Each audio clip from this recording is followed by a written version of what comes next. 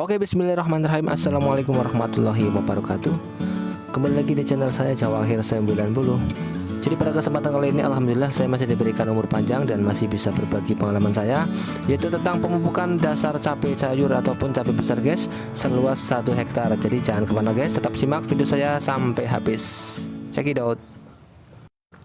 Ini dia guys, yang pertama adalah pupuk kandang dari kandang sapi guys. Jadi untuk kebutuhan lahan 1 hektar kita membutuhkan 20 ton guys kurang lebih. Jadi setara dengan 12 bak mobil L300 guys, seperti itu. Jadi kita ambil dari kandang sendiri ataupun kandang tetangga yang akan kita gunakan sebagai media tanam guys. Jadi saat sampai di lahan, saat pembongkaran pun kita sudah laksanakan penyemprotan dengan trichoderma ataupun trichoge, yaitu untuk membenah lahan agar posisi pupuk yang akan kita berikan terhadap tanaman benar-benar siap, atau pupuk dasar yang akan kita siapkan benar-benar siap untuk dimakan guys. Jadi masih ada sisa lalu kita semprotkan ulang, daripada dibuang makanya kita dobelkan guys. Jadi fungsi dari trichoderma adalah bersifat parasit terhadap jenis jamur lain. Jadi ini menghidupkan ataupun menghambat pertumbuhan dan penyebaran patogen tular tanah sebab penyakit ataupun yang bisa menyerang tanaman cabai sayur guys, seperti itu, layu fusarium dan lain sebagainya. Jadi pupuk kandang yang kita siapkan ini guys sudah di lahan semuanya, dan ini sudah kita campurkan dengan obat. Jadi saat menunggu proses pembuatan bedengan, kita sudah menyiapkan pupuk kandangnya guys.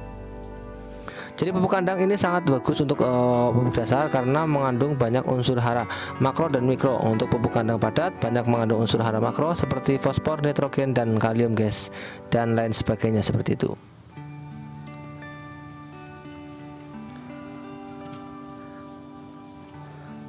Dan yang kedua saya tambahkan juga pupuk kompos organik atau dari kohe ayam. Jadi untuk lahan 1 hektar saya biasanya gunakan untuk tanaman lain itu nyampe 400 kantong. Cuman ini saya terapkan untuk tanaman cabai besar, saya juga kasihkan 400 kantong guys.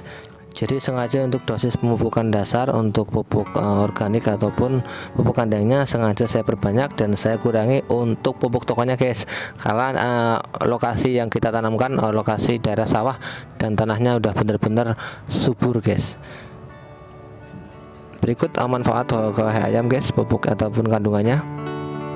Jadi sangat bagus untuk merangsang pertumbuhan bunga dan buah dan memberikan suatu nutrisi yang sangat-sangat bagus untuk proses perakaran dan pembuahan. Untuk pelaksanaan ini guys, pengusungan ataupun lemburan ini guys untuk pembuahan pupuk kompos dari kandang ayam, biasanya untuk satu periode panen untuk satu kandang ini ada kurang lebih 3000 kantong, dan kita selesaikan dalam waktu 3 hari 3 malam guys. Jadi kita gunakan tim yang sudah terbiasa. Jadi akan kita bawa ke gudang dulu karena pupuknya sangat banyak. Jadi kita kalau mau membawa ke lahan ya sesuai dengan kebutuhan guys. Karena biasanya ini untuk satu kandang ini ada 3000 sampai 4000 kantong. Jadi saat panen tiba kita wajib mengusung karena kita udah komitmen sama yang punya kandang untuk diisi ayam kembali guys. Makanya dengan cepat kita laksanakan. Yang berikutnya adalah pupuk toko. Pupuk toko yang kita gunakan tidak banyak, yaitu TSP36 sebanyak 10 sak 500 kg dan ponskanya cukup 2 sak guys, karena pupuk yang kita gunakan sudah mencukupi. Yang pertama kegunaannya adalah TSP36 memberikan nutrisi, perakaran dan memaksimalkan hasil panen dan seperti itu.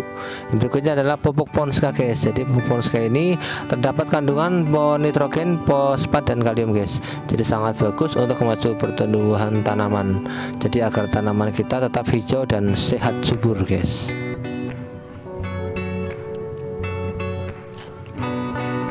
Jadi kenapa kita gunakan pupuk toko sedikit dan poskanya sedikit, karena kita sudah membeli pupuk dari produk DGW Convection untuk pengocoran di usia dini guys. Jadi di usia vegetatif guys.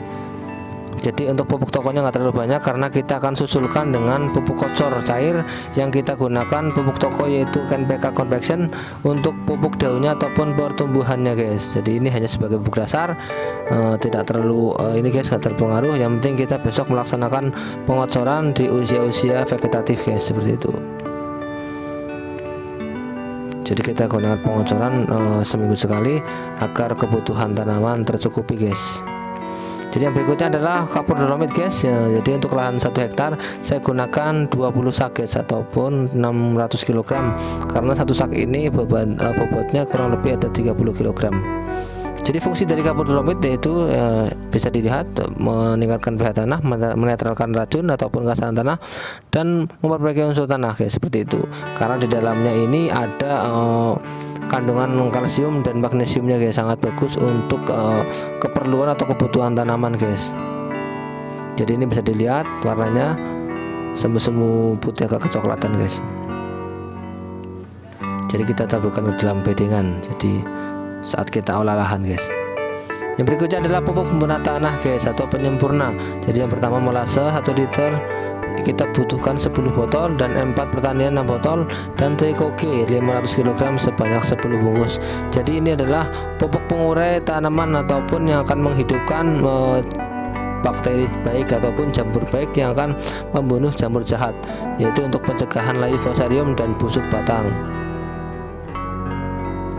Jadi ini molasenya yang kita butuhkan untuk lahan seluas 1 hektar sebanyak 10 botol. Jadi inilah kandungan dan nutrisi molase ataupun tetes tebu guys. Jadi ada magnesium juga guys, ada tembaga, vitamin B6, selenium, kalium, besi, dan kalsium guys. Sangat lumayan lengkap. Jadi ini sangat bagus untuk proses fermentasi bedengan guys. Yang berikutnya adalah Tricoge guys. Ini untuk kemasan ini adalah kemasan 500 kg guys. Jadi fungsinya adalah mencegah penyakit raba kecamba, meningkatkan ketegaran bibit, dan mencegah serangan layu fusarium. Jadi tadi sudah saya jelaskan. Jadi saling membantu ataupun saling memperkuat. Jadi pupuk yang akan kita gunakan harus benar-benar matang dan kita siapkan dengan pupuk pembenah tanah seperti ini guys, Tricoge. Kadang juga kita menggunakan Trichoderma guys.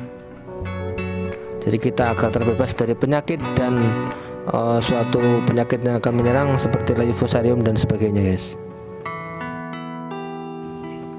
Jadi yang berikutnya adalah M4 pertanian guys. Jadi tidak asing lagi di telinga kita, karena ini juga sangat bagus untuk membantu proses atau memperbaiki sifat biologi, kimia, fisika tanah, menjaga kestabilan dan meningkatkan hasil produksi guys tanaman.